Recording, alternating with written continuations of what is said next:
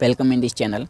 दोस्तों, प्रकाश के परावर्तन और अपवर्तन का जो चैप्टर्स चल रहा था उसमें से कुछ जो है रिक्त स्थान भरने वाली क्वेश्चंस और आंसर मैं आपको करवा देता हूं। इससे पहले मैंने यानी कि ऑब्जेक्टिव चॉइस क्वेश्चंस मैंने करवा दिए हैं और आप उसका लिंक डिस्क्रिप्शन में मिल जाएगा। अगर आप देखना चाहते हैं तो वहाँ से देख लीजिए। मैंने कुछ रिक्त स्थान वाली क्वेश्चंस भी करवा देते हैं।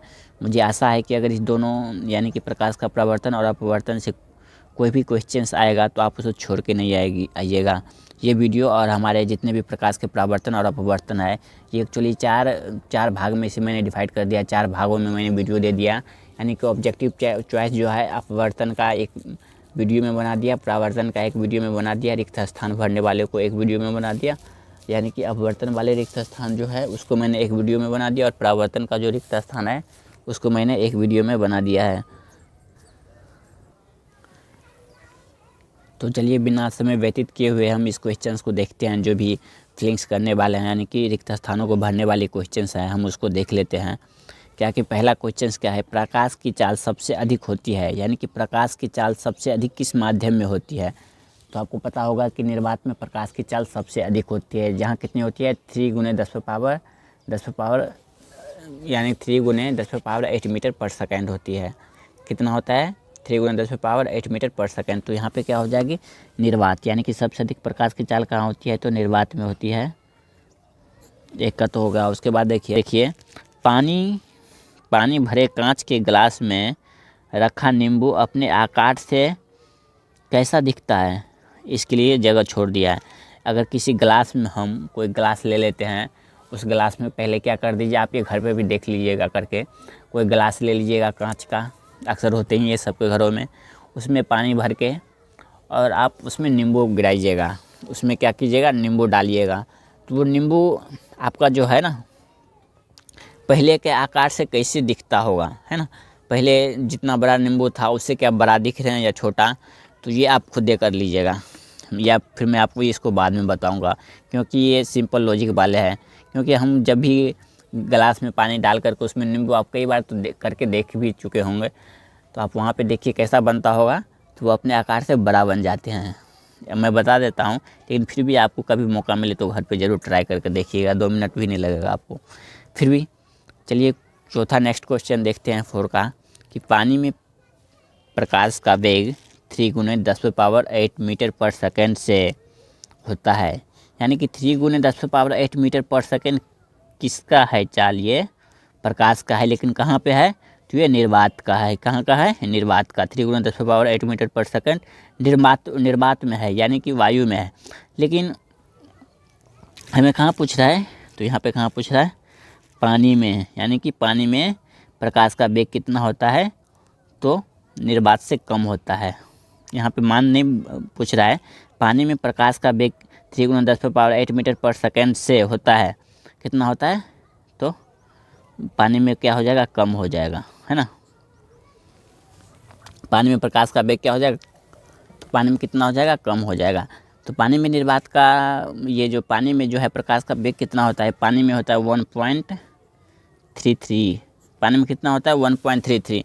लेकिन हमें क्या पूछ रहा है ये ज़्यादा होगा या कम, तो यहाँ पे हमें कम लिखना है, ये 1.33 नहीं लिखना है। मैंने आपको बता दिया कि पानी में प्रकाश का वेग कितना होता है तो 1.33 होता है। उसके बाद क्वेश्चन नंबर 5 देख लीजिए क्या बोल रहा है, पानी से हवा में जाने पर प्रकाश का अपवर्तन कोण आपतन कोण से होगा। यानी कि जब कोई प्रकाश की किरणें पानी से हवा में जा रही हो, कहाँ से कहाँ जा रही हो, पानी से हवा में जा रही हो अगर कोई प्रकाश की किरणें, तो उस समय क्या होगा उसका जो आपतन कोण होगा क्या हो जाएगा। अगर मान लीजिए पानी में उसका क्या है आपतन कोण, पानी अपवर्तन कोण पानी में कितना है तो उसका मान लीजिए 10 है, तो उसको हवा में आने के बाद कितना हो जाएगा आपतन कोण उसका 10 से ज़्यादा हो जाएगा। तो यहाँ पे क्या होगा बड़ा या फिर ज़्यादा लिख दीजिए। पानी से हवा में जाने पर प्रकाश का अपवर्तन कोण आपतन कोण से बड़ा हो जाता है। क्या हो जाता है बड़ा हो जाता है या बढ़ जाता है। तो आई होप कि ये आपको समझ में आ गया होगा। छठा क्वेश्चन क्या बोल रहा है, हवा से पानी में जाने पर प्रकाश किरण लंब से हो जाती है। यानी कि अब देखिए आपको इसे उसमें यानी कि अब बर्तन वाले एक्सरसाइज में मैंने आपको बताया था, जब कोई हवा से प्रकाश की किरणें पानी में आती है तो आप यहाँ पे एक लम्ब डाल दीजिए। प्रकाश की किरणें एक यहाँ से आ रही है, प्रकाश की किरणें क्या हो रही है, यहाँ से आ रही है। तो हवा से जब ये पानी में जाता है, कहाँ से हवा से पानी में जाता है, तो यह क्या होता है, लंब के नज़दीक आने लगता है। लंब के नज़दीक ये यूँ गया और उसके बाद ये ऐसे करके मुड़ जाता है, अपने पथ से विचलित होकर के ये क्या होता है, आपतन, ये जो अभिलंब है, अभिलंब के नज़दीक आने लगता है। तो क्या हो जाएगा छठा का आंसर, यानी कि हवा से पानी में जाने पर प्रकाश किरण लंब से क्या हो जाती है, तो निकट आने लगती है। क्या होती है, निकट। उसके बाद सातवां क्वेश्चन क्या हो जाएगा, लेंस के दोनों सतहों के वक्रता केंद्र को मिलाने वाली रेखा कहलाती है। यानी कि लेंस के दोनों सतहों के, लेंस जो होता है उसके दोनों सतह को मिलाने वाली रेखा क्या कहलाती है। लेंस के दोनों सतहों को मिलाने वाली रेखा को क्या कहते हैं। जिस तरह वहाँ पे अवतल दर्पण में कोई दर्पण में सी और पी को मिलाने वाली रेखा को क्या कहते थे हम, प्रिंसिपल एक्सिस कहते थे, प्रधान अक्ष। उसी तरह लेंस में भी अगर दो लेंसों के सतहों के वक्रता केंद्र को मिलाने वाली रेखा को क्या कहते हैं, तो प्रधान अक्ष, प्रधान अक्ष ही कहते हैं, है ना।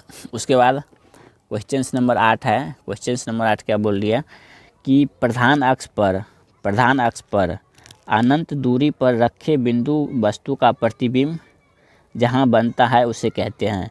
यानी कि प्रधान अक्ष जो है उस पे अनंत पे रखे हुए किसी वस्तु का प्रतिबिंब कहाँ बनता है, तो कहाँ पे बनेगा, द्वितीय या प्रधान फोकस पे बनेगा। कहाँ बनेगा, द्वितीय या प्रधान फोकस पे। तो यहाँ पे आप लिख दीजिए फोकस, आपको याद रहेगा प्रधान फोकस पर या हाँ द्वितीय प्रधान फोकस पे बनता है। कहाँ बनता है, द्वितीय प्रधान फोकस पे। उसके बाद 9 नंबर क्वेश्चंस क्या है, दिखा दो 9 नंबर क्वेश्चंस। 9 नंबर क्वेश्चंस ये बता रहा है, उत्तल लेंस फोकस और प्रकाशीय केंद्र के बीच रखे वस्तु का प्रतिबिंब बनाता है। यानी कि उत्तल लेंस जो होता है, फोकस और प्रकाशीय लेंस यानी कि प्रकाशीय केंद्र एफ और सेंटर के बीच के रखे वस्तु का प्रतिबिंब कैसा उसमें बनता है ना। तो कैसा बनता है, ये आभासी बनता है, वस्तु से बड़ा और सीधा बनता है। आभासी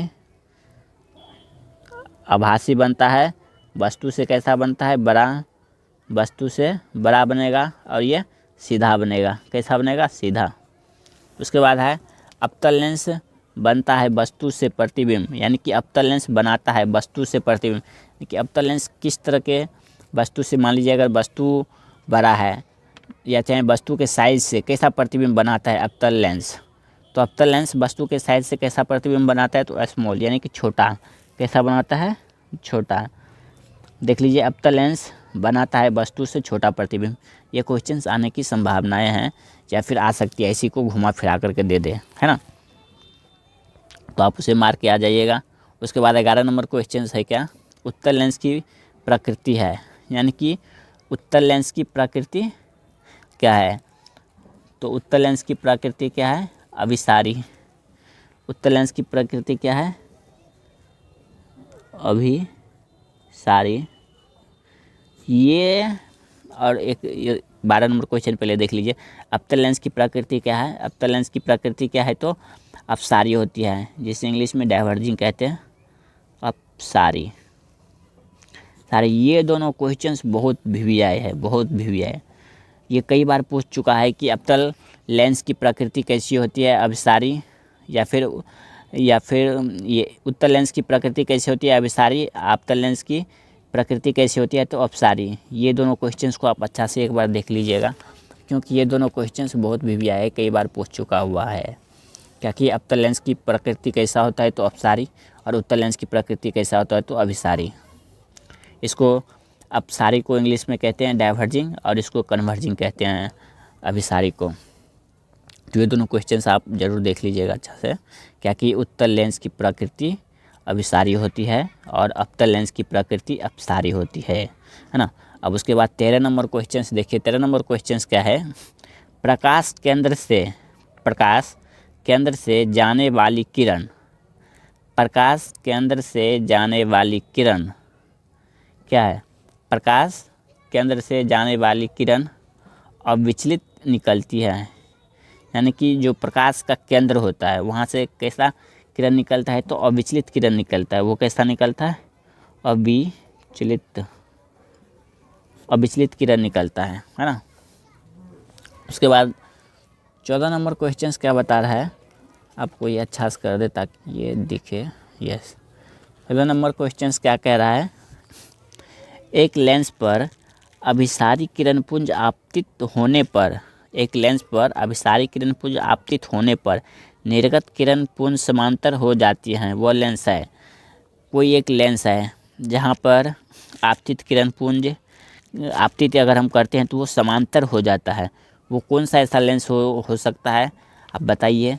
अगर कोई ऐसा लेंस है जो क्या होता है अभिसारी, यानी कि उस पर अभिसारी किरण हम जब डालते हैं, अभिसारी किरणपुंज जब हम डालते हैं तो वो निर्गत होने के बाद वो क्या समांतर किरणपुंज में चेंज हो जाता है। उस लेंस का नाम क्या होगा, तो उस लेंस का नाम क्या होगा,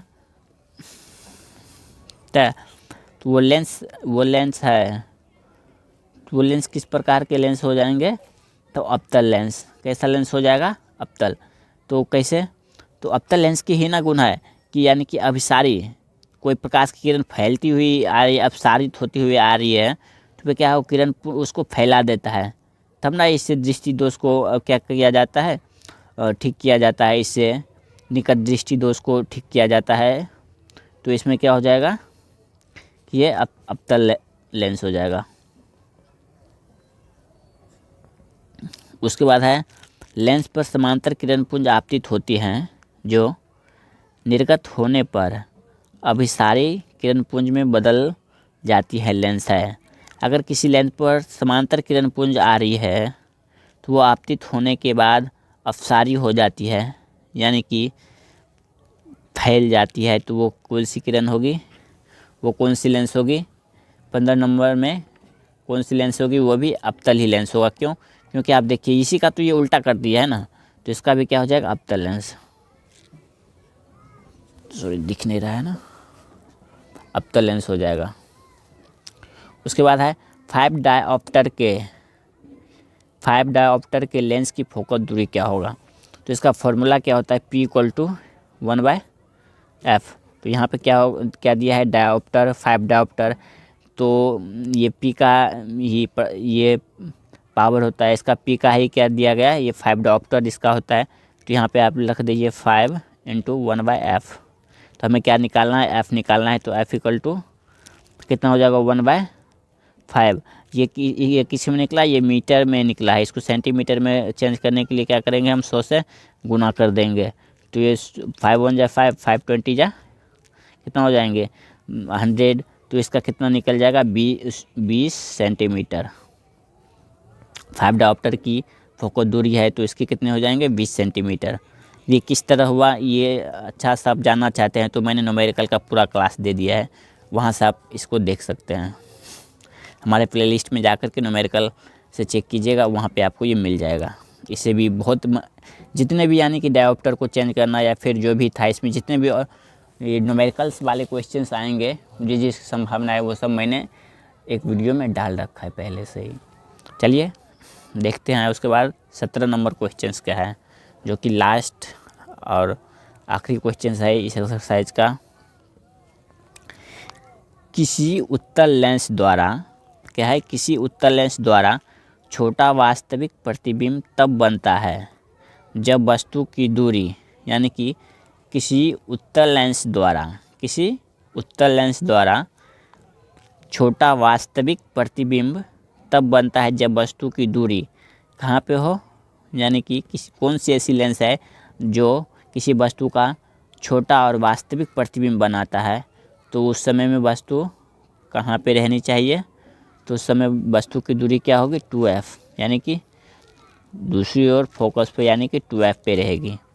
तो आई होप कि आपको अच्छी तरीके से समझ में आ गया होगा। तो हम फिर मिलते हैं किसी अगले एक्सरसाइज में, या फिर इसका जो भी शॉर्ट क्वेश्चंस है मैं वो भी आपको बहुत ही जल्द करवा दूंगा, और बहुत ही करवाया गया है हमारे चैनल पे। जितने भी है क्वेश्चंस 2 मार्क्स के या फिर 5 मार्क्स के जो बोर्ड के लिए भी आए हैं, हम सिर्फ